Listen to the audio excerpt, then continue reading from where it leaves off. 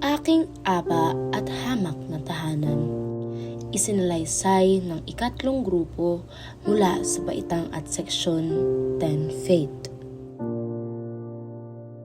Iniwan ko ng abat hamak na tahanan, malayo sa bukid ni ama't naglakbay.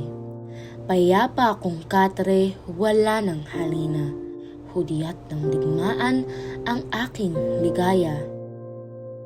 Tungo sa larangan ako'y nagsumagsag, ang natatanaw ko'y immortal na sinag, puntod ng bayani na masisikatan, bunying ala-ala ng mga pumanaw.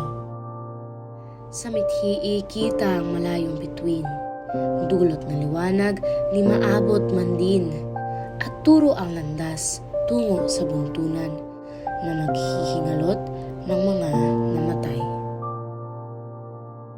Nagpilit din ako't paay nananabik, lagim na dagundong ng digmay sumaltik, sa gasong tenga ko.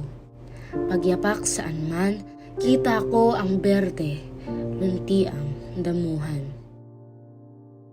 Pumula sa dugo ng kalabang puksa, naglambong sa usok, bangis ay umamba. Narating ko ang rurok na mithiin, hayun! Kinasabikan kong tanging bahay doon.